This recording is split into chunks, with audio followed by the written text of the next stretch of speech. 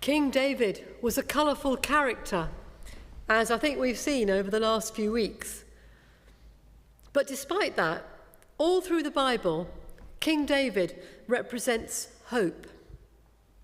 Hope of a renewed future, surrounded by God's fatherly love and living in peace forever.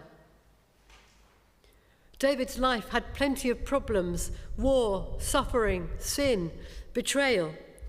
But God promised him that all these will be redeemed in the life of one of David's descendants, a future king who will reign forever with justice and peace.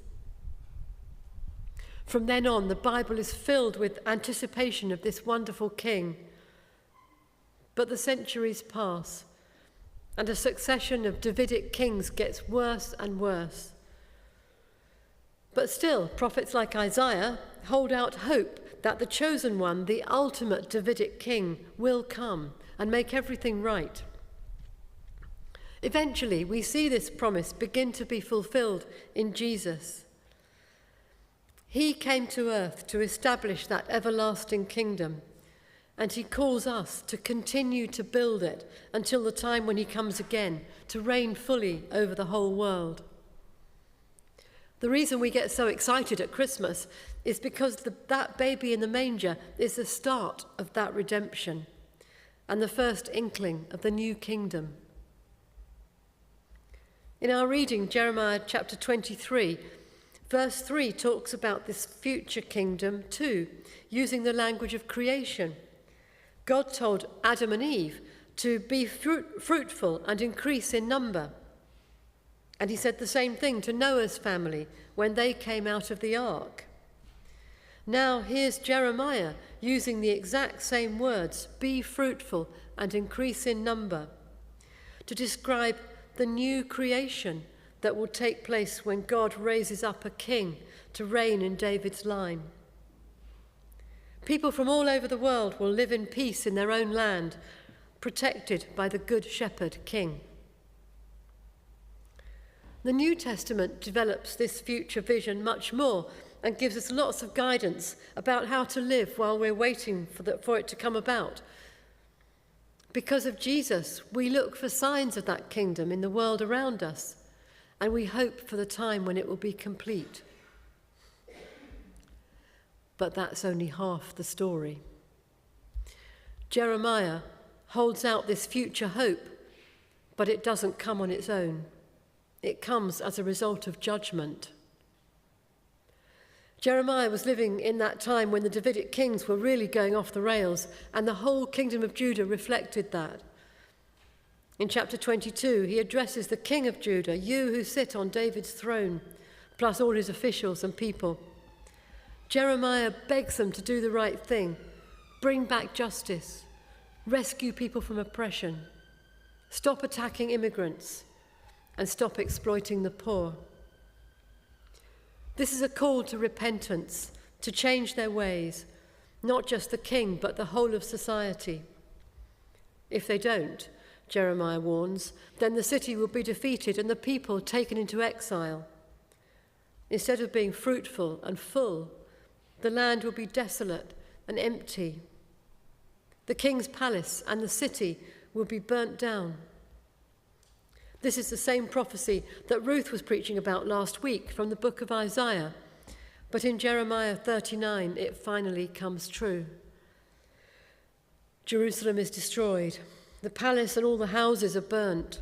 The city walls are pulled down. Even the temple is looted and set on fire. Almost all the population is deported, except for some of the poorest people who are left to look after the fields and the vineyards. This is a judgment. So what was the crime? Verse 3 and verse 13 spell it out. Oppressing those who can't afford to stand up for themselves. Exploiting the workforce. Racism. Violence towards immigrants. Creating a big gap between the rich and the poor. Building over luxurious houses. Gaining wealth dishonestly.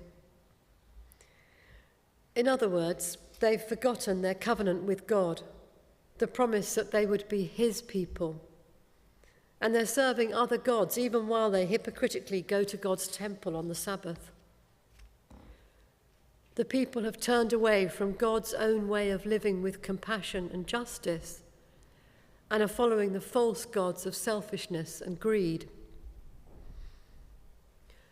Something struck me about this passage when I first read it, and that was how similar that is to today's society. We live in a significantly unjust society.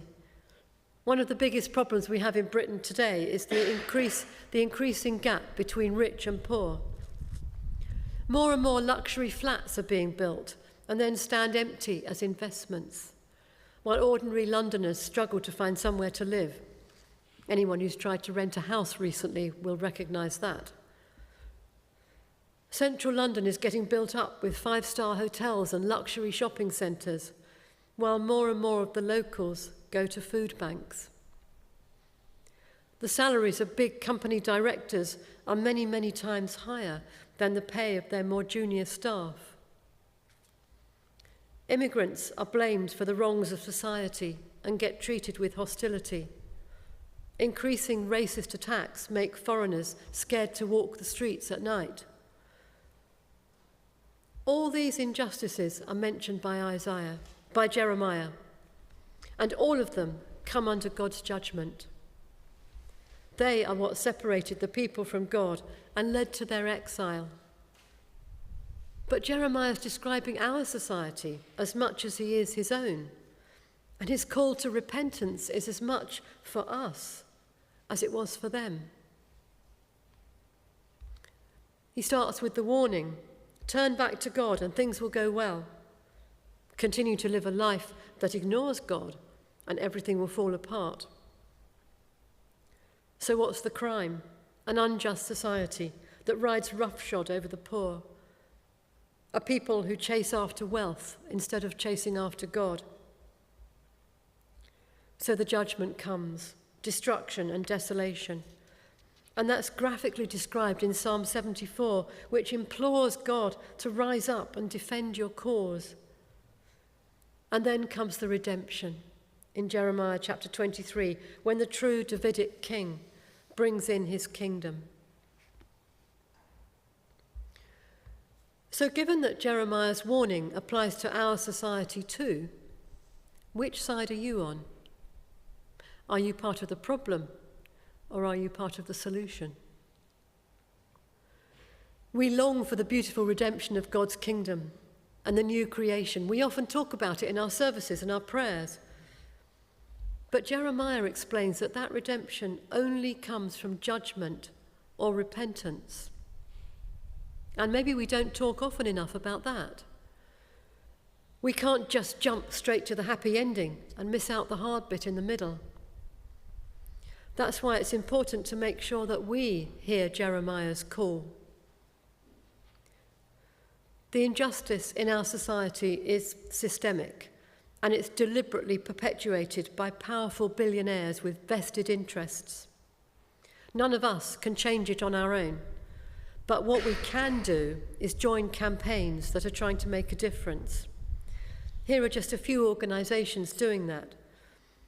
Amnesty International is working towards a fairer world and for more humane treatment of asylum seekers.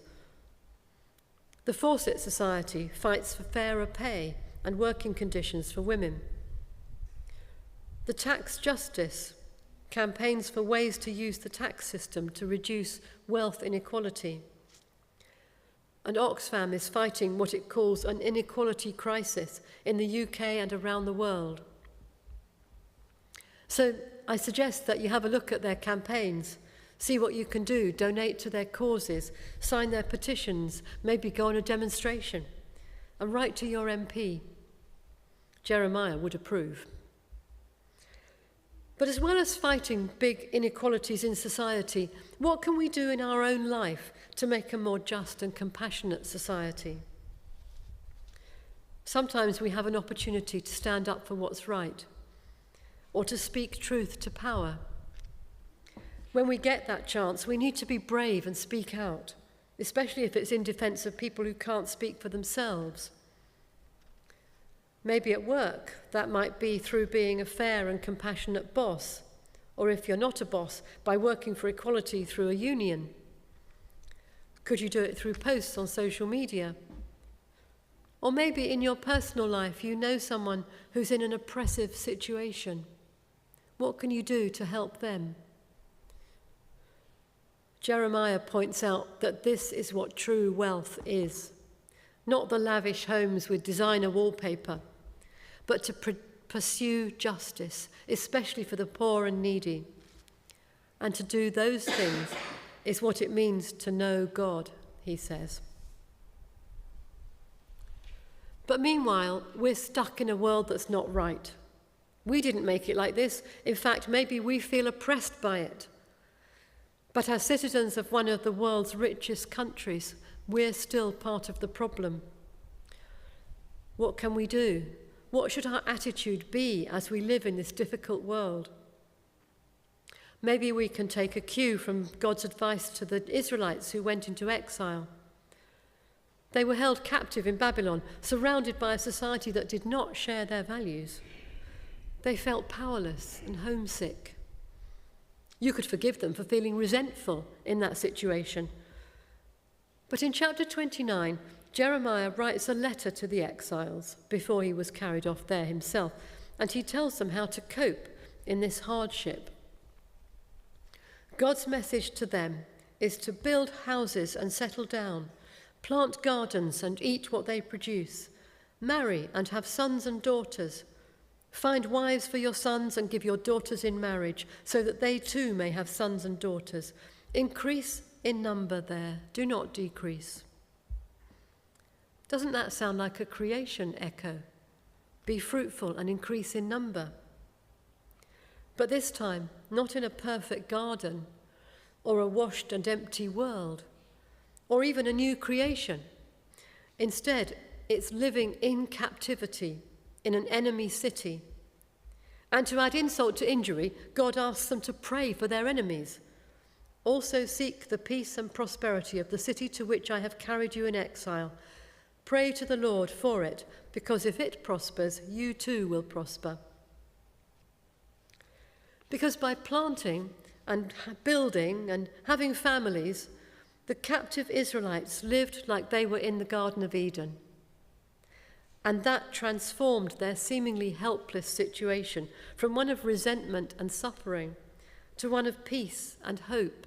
And in that, they experienced God at work, the God who never stops creating new life, even in the midst of our suffering. So their exile from their homeland actually became an opportunity to change their thinking and find their true home in God. So it's the same for us.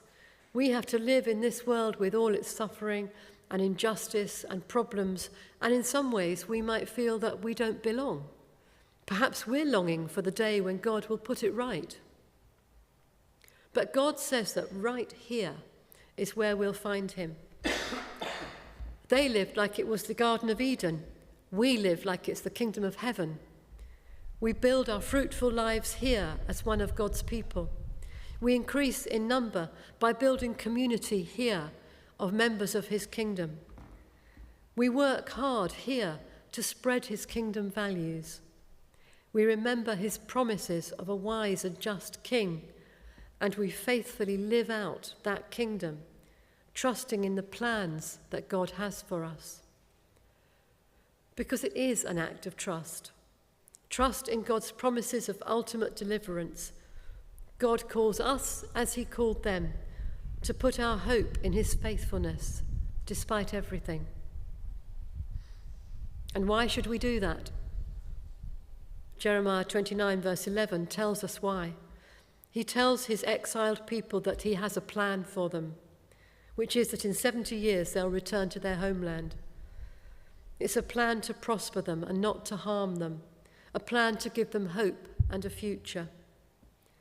In that future, they will seek God with all their heart, and he will be found by them, and he'll bring them back to a safe place where they will again be fruitful and increase in number. We have that hope too. a trust in God's plan to bring us back to him, to bring his kingdom into the world and to bring the world out of suffering. Trust in God's promise that what we see here is not the end of the story.